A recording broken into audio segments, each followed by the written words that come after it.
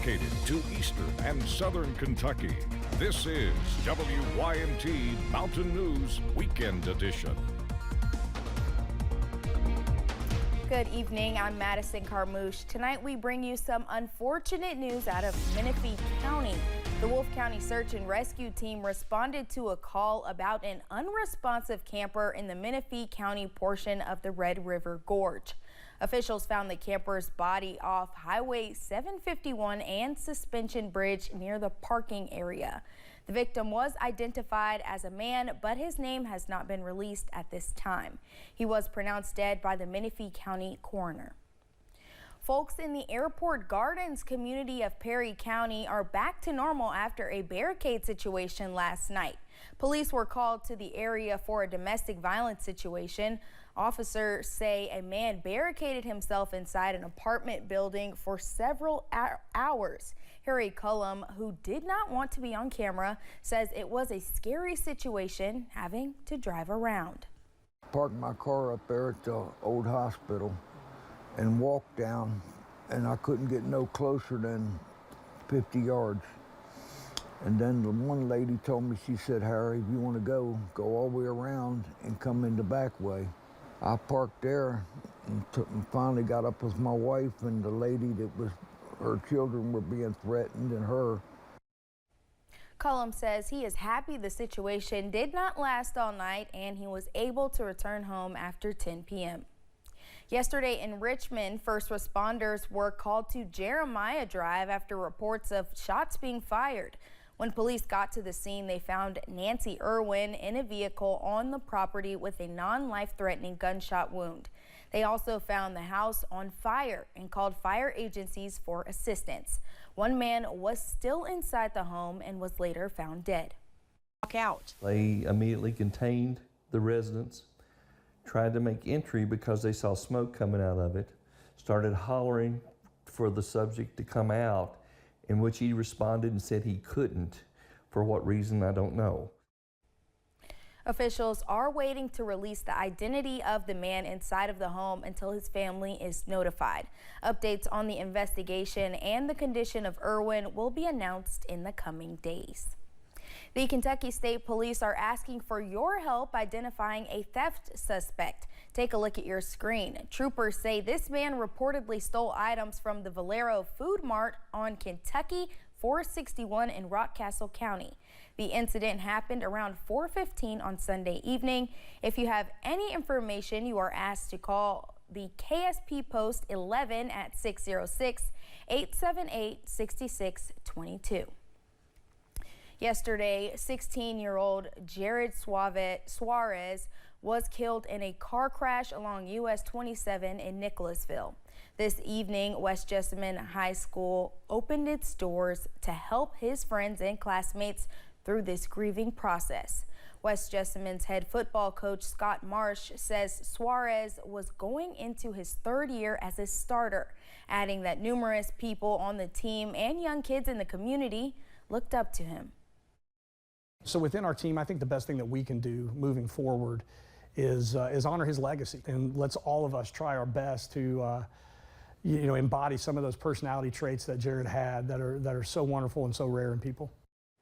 Marsh adds that he plans to encourage the team to embrace the grieving process, whatever that may look like.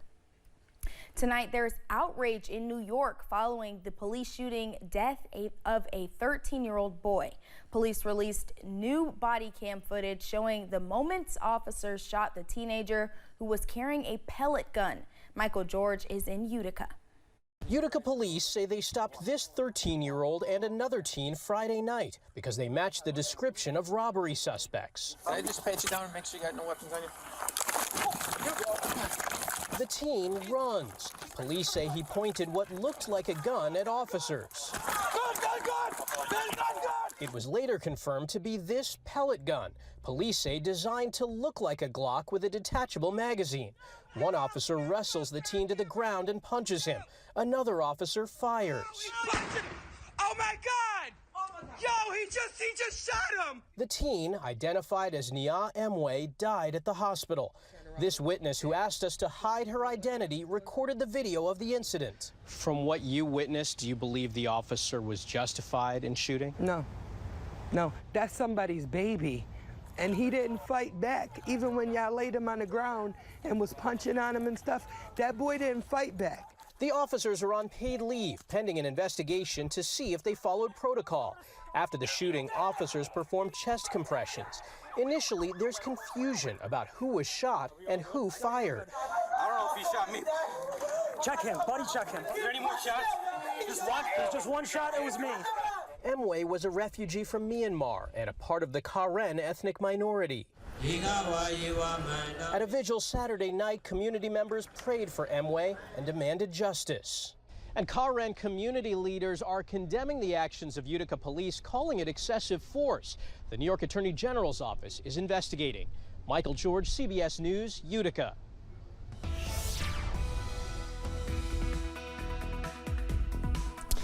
It was a wet day across eastern Kentucky, and that rain has finally moved out. We saw some flood advisories and some severe thunderstorm warnings. Those have all expired.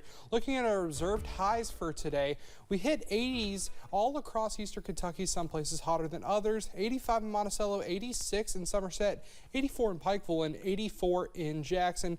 Taking a look from downtown Hazard, 70 degrees right now.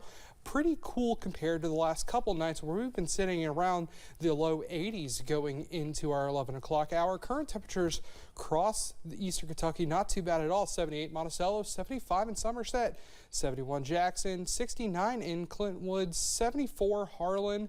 Rainfall totals today look like this: almost 3 inches in Prestonsburg, about 1.74 inches in Jackson, 0.08 in Williamsburg. Some of these areas have not released their rainfall totals yet, but everywhere in this area did see some sort of rain today. Pinpoint Doppler looks like this.